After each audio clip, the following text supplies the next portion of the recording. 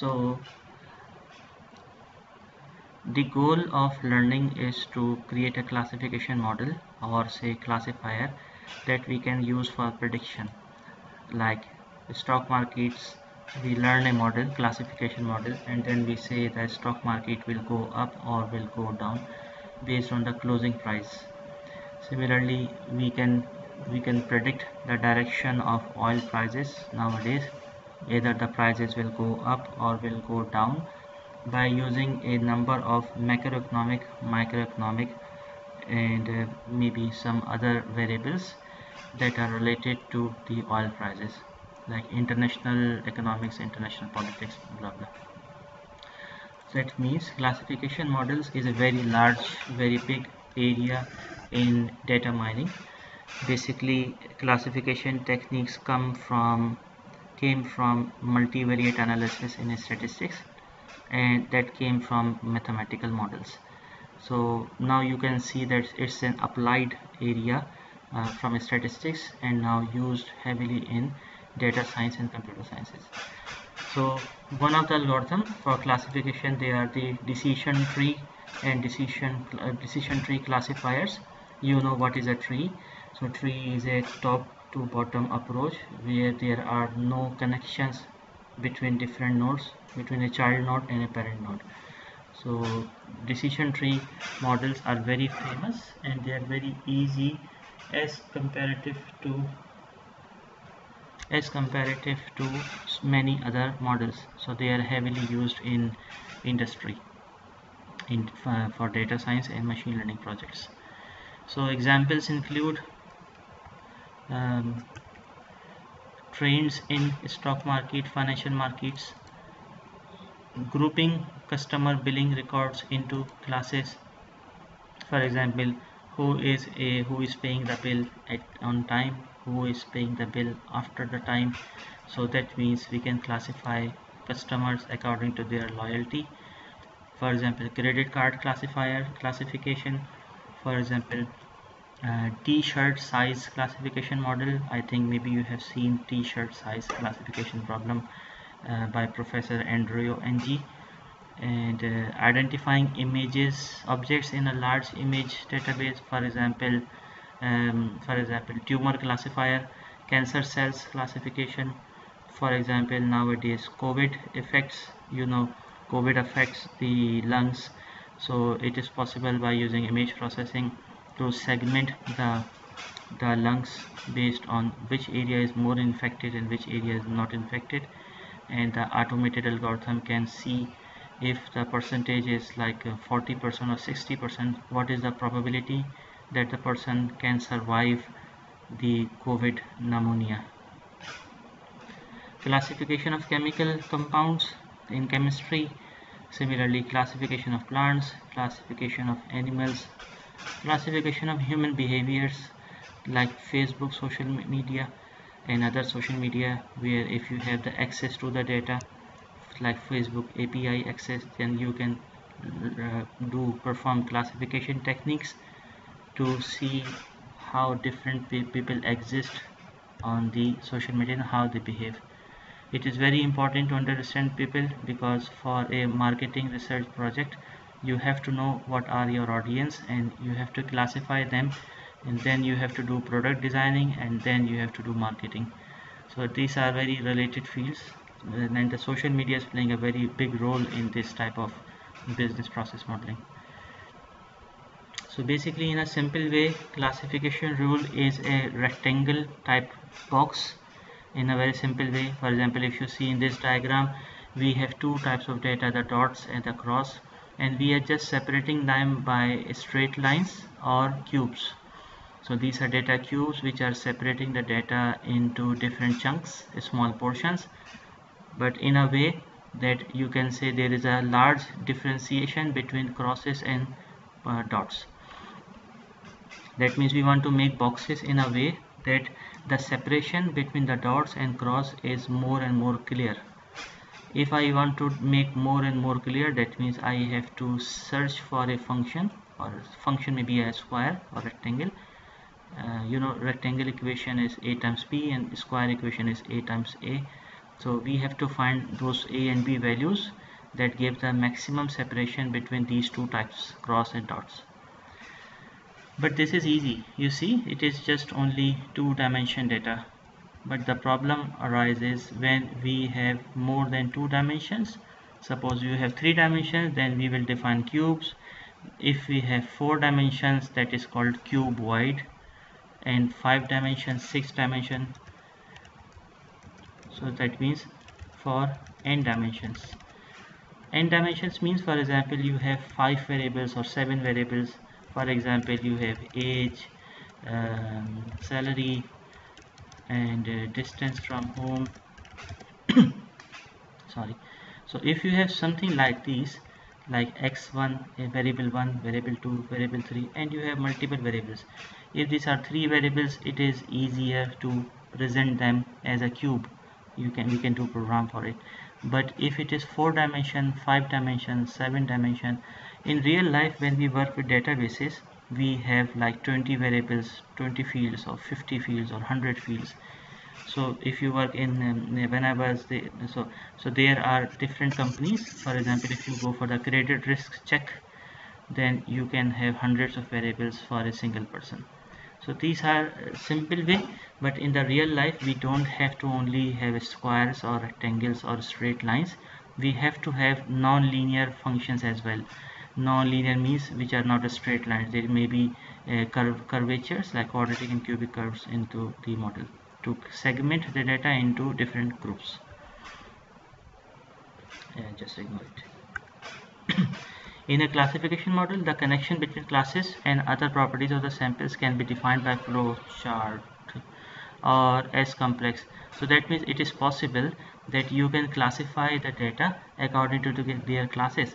For example, if I say customer is a good customer, so you will see what is his salary, what is his liabilities, what is his assets, and based on this, and what are the medical condition, and based on these 5-6 variables, you can see a flow chart, and that flow chart will explain you which person should be considered for some policy or some product, and which customer should not be considered. So therefore we have to, sometimes we may have a structured tree, or sometimes we may have an unstructured manual tree. That means you can write a document of if then else.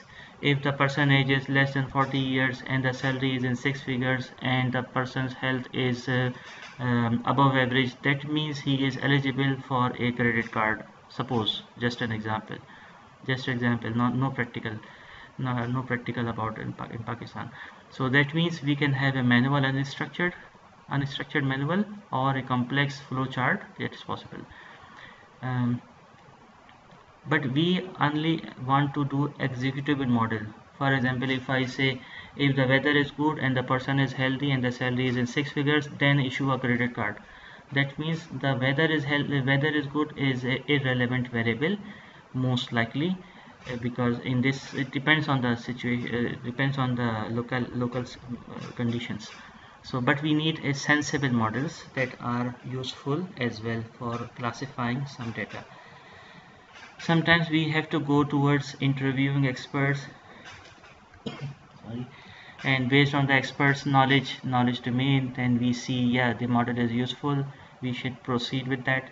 Sometimes the model is not sensible, the expert says no, you need to make changes, and based on that changes you can have a much better model. Like I had a project in not UK, and it was like rhizotonia. It's a plant disease. It rottens the plant by affecting the roots of the plant. And when I developed the decision tree model, the professor said no, it is not sensible, because she was saying that the biomarkers after the gene expression data the biomarkers were not matching as according to the subject knowledge. So I taught her how to do this type of modeling, and she developed a very efficient and good model. So that means sometimes we need, not sometimes, many times we need the skills of experts from that specific field where you want to apply this data analysis or data mining tools. There are old approaches, and in the old approaches there are new approaches as well. For example, we can do data summarization, and then from summary like mean variance we can understand that there is some classification or classes in the data. Like histogram is a very useful picture representation of the data, where you can see whether there are 2 classes or 4 classes and so on. For low dimension data, it is possible to do visualization. Like in histogram, you can have 1 dimension histogram with 1 variable. You can have histogram with 2 variables and 3 variables as well, but then it will be so complex to understand. The kernel methods, they are very useful, and they are currently very useful in the market. Gaussian mixture models. Gaussian is called normal distribution. So when we have many normal distributions and we combine them, in place of rectangles and circles, rectangles and squares, we can have normal distribution function, and then we can make classification model. This is very good field subtopic, and it also goes to machine learning and deep learning areas. Logical models are basically if then else. If it is cloudy and it is not windy and the humidity is low, then that means we can say that there is a possibility of rain. So that means sometimes it is Boolean, yes and no, and sometimes they are range of values. For example, if I say humidity is less than 20%, cloud density is more than 50%, and the wind speed is less than maybe 5 km per hour or per second, something 5 km, that means there is a chances of having rain today. So there can be Boolean outputs, Boolean inputs, or there can be numerical values which are categorized like less than 5 km or cloud density more than 60%, blah blah. So there can be logical models based on Boolean data, or there can be logical models based on categorized numerical data. So decision tree can be used in both type of things. Either it is logical data like gender, like education level, like healthy or sick, and so on. So we can have a variety of decision tree models in this module. Some of the very well-known models that are used for decision tree are C 4.5. Before C 4.5 it was ID3 that I have explained in the next slides. 5.0, C 5.0, CART, classification and regression tree models. That's a model name. I think it's in the 1980s or 90s. So chi-square automated interaction detection. This is very much better model because it gives the p-value for each result, and so therefore those people like in medical science, those who like p-values, they use this model very often. Theta automatic interaction detection type. Some of the trees are based on machine learning, algorithm are part of ML, NLP, and so on. So this is not the end of the world. There are so many different models, decision tree models. Some of them are perform the linear regression models as well, but we are not covering because this section is also connects with the machine learning models. So we will just discuss this initial part from the data mining. But if we increase it like chi-square test, chat test, and other tests, then it will be part of they are also taught in machine learning module. A typical decision tree learning system adopts a top-down strategy that searches for a solution. For example, this is a classification model which is saying if the age is less than 30 or between 30 and 40 and more than 40, if the age is less than 30 and the person is a student, yes or no, then the person can be issued a card like a bank card, or cannot be issued a bank card. Because the person is a student, yes, so he can be issued a bank card like a small mini card. If the age is between 30 and 40, that means the person is a professional, very likely 99%, 95%, 90%. So that means we can say, yeah, directly the bank can issue card to this person. If the person's age is more than 40, then we have to see, have he defaulted previously, and have he any problem in his bills or in his mortgage, anything. Then we have to do credit rating. If the credit rating is excellent, then he is not offered. That means he is not very good for a small product, he might be going for a big product. And if it is fair, then it is yes. So you see, it's a logical model. But how we define that it should be less than 30 and between 31 40 and less more than 40, and how we select a student at level 2 and credit rate and the credit rating on this side as not a student, and this side and a student on this side but not credit rating. That means my question will be that how we are selecting these variables to go through and go from top to go from top to bottom. So that is the issue, that when we want to do decision tree, we must have some formula, some logic. So these models, all of them have a different model logic for deciding which should be the parent node, the starting node, how many child we have to decide. For example, age have 3 child nodes, 3 children, and in this children less than 30, we basically split the data into 3 portions. Age less than 30 people, so it's a small data set T1. Age between 31 and 40, it is data T2, and age more than 40, it is data size, which is T3. So we split the data, whole data. Suppose we have 150 observations, so we split in suppose 50 50 50 observations, and then for each subset of the data we have to apply we have to apply next step to go and see which variable should be in this side, which variable on this side, and which variable should be on this side. There is no variable in the middle, because when the person ages 31 to 40, the model assumes that the person is must be issued the card.